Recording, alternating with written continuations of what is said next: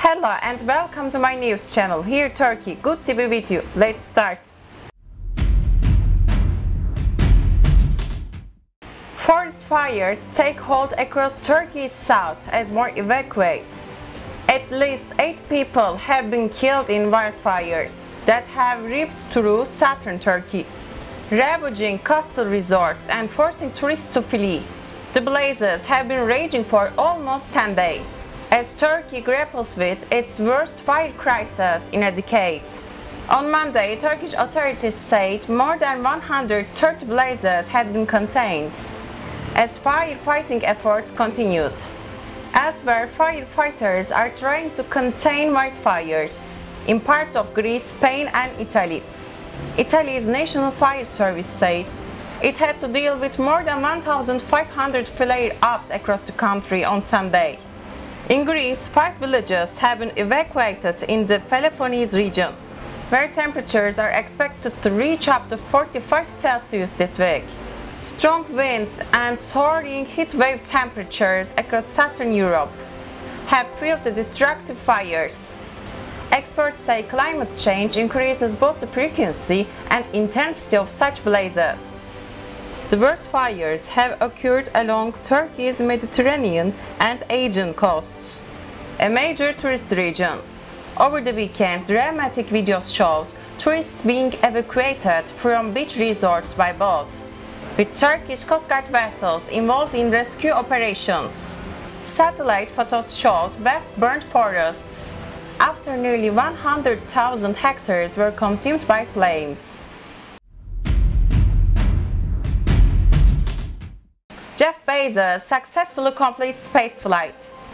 Jeff Bezos, the Amazon founder turned private space entrepreneur, reached the lower reaches of space over the West Texas desert, fulfilling a boyhood dream and ending a long series of delays for his private space company. The world's richest man and 3 others were propelled to a height of 107 km in a 60-foot rocket built by Blue Origin. Bezos, who has faced criticism for spending billions of dollars on his personal jaunt into space, dismissed claims that he was turning his back on more serious issues. He also thanked every Amazon employee, every Amazon customer because you guys paid for all this. Bezos said he planned to split his time in future between Blue Origin, bringing more focus to his space venture, though he suggested other new interests might also draw his attention. What if everyone's nutrition was personalized?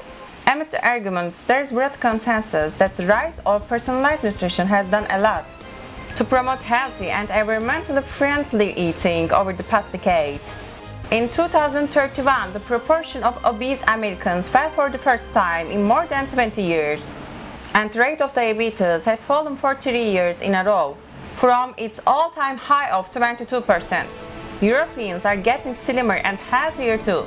That personalized nutrition is the best way to drum up demand for healthier and more earth-friendly foods became clear in the mid-2020s.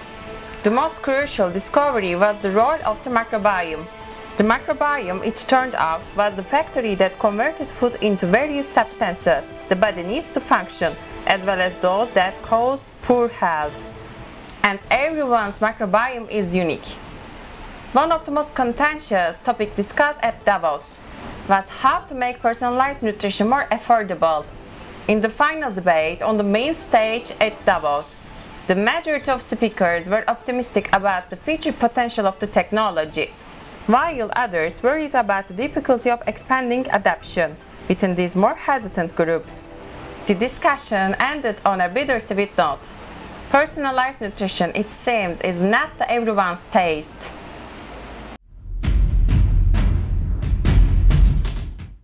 Google's parent company Alphabet has about to announce a new company which called Intrinsic, which will focus on building software for industrial robots. Robotics have been an obsession at Google for years, but the company's efforts have been unfocused and have yet to produce any commercial hits. In 2013, Google went on a shopping spree for robots, buying 7 companies in roughly 6 months. including Shaft, a Japanese firm known for bipedal boats, Bot and Dolly, and Boston Dynamics.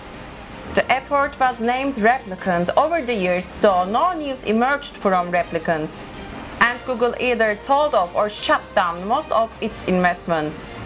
Why? Partly because robots are hard to make and not very profitable. Since Replicant's failure, the company has focused on the software side of things, using machine learning to teach robots to manipulate objects without direct supervision. Over the last few years, our team has been exploring how to give industrial robots the ability to sense, learn, and automatically make adjustments as they are completing tasks, so they work in a wider range of settings and applications, writes Stan White, who works as a CEO of the new robotics company Intrinsic. Perhaps Intrinsic will have better luck in keeping Google's attention.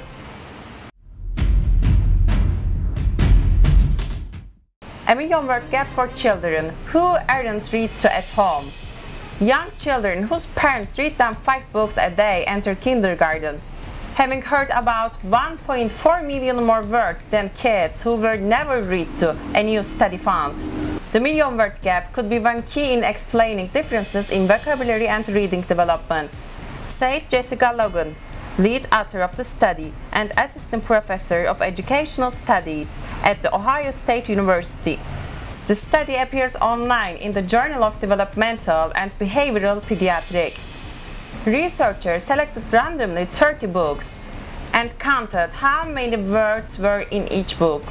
They found that word books contained an average of 140 words, while picture books contained an average of 228 words. With that information, the researchers calculated how many words a child would hear from birth through his or her 5th birthday at different levels of reading. They assumed that kids would be read word books through their 3rd birthday and picture books the next 2 years, and that every reading session would include 1 book. The word gap examined in this research isn't the only type kids may face. The vocabulary word gap in this study is different from the conversational word gap and may have different implications for children. Jessica Logan's co-author on the study were Laura Justice, professor of educational studies and director of the Crane Center at Ohio State, Lady Joanna Caparo Moreno, graduate student in educational studies at Ohio State, and Melike Yumuş of Başkent University in Turkey. The results of study highlight the importance of reading to children. That's news for today. Thanks for watching. Have a great day. Follow my Instagram account and subscribe to my YouTube channel. See you soon.